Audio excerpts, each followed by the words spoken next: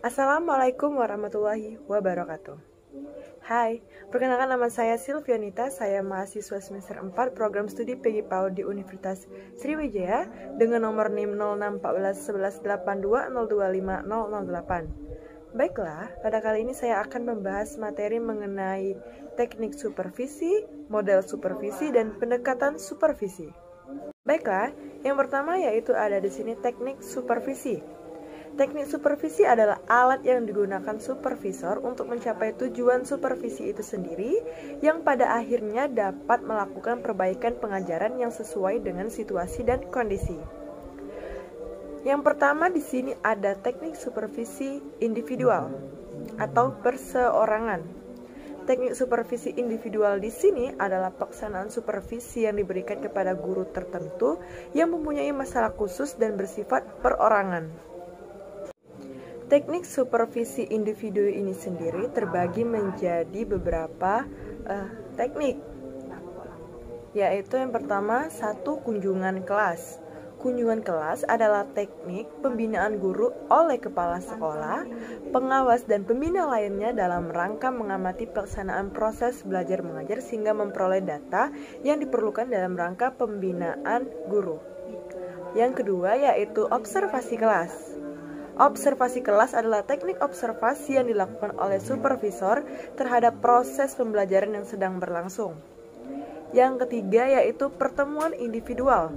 Pertemuan individual adalah satu pertemuan percakapan, dialog, dan tukar pikiran antara pembina dan supervisor guru dengan guru mengenai usaha meningkatkan kemampuan profesional guru.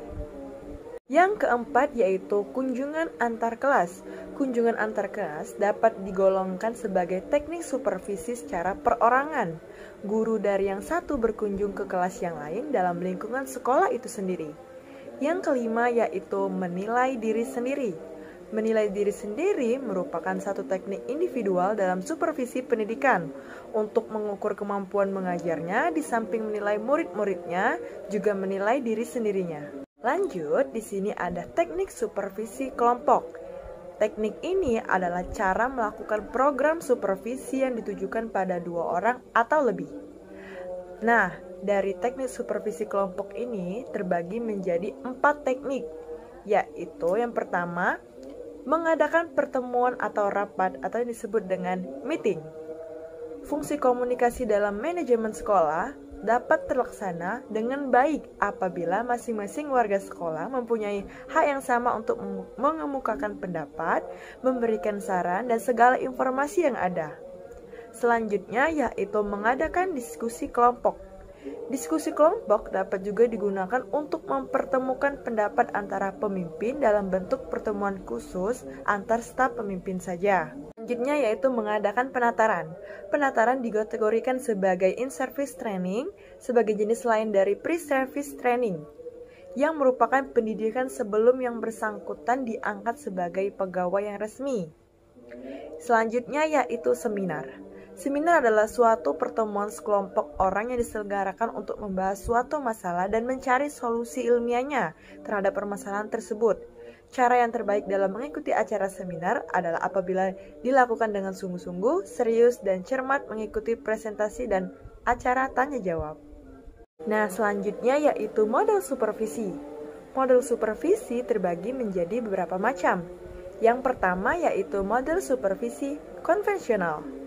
Model ini menerapkan cara kerja mencari dan menemukan kesalahan. Model supervisi ini bersifat korektif dan memata-matai, cenderung untuk mengoreksi kesalahan orang lain. Yang kedua yaitu model supervisi artistik. Model supervisi ini dalam pelaksanaan kegiatan supervisinya menggunakan instrumen berupa sensitivitas, persepsi, dan pemaham supervisor dalam mengapresiasi semua aspek yang terjadi di dalam kelas berdasarkan apa yang didengar, dilihat, dan dirasakan.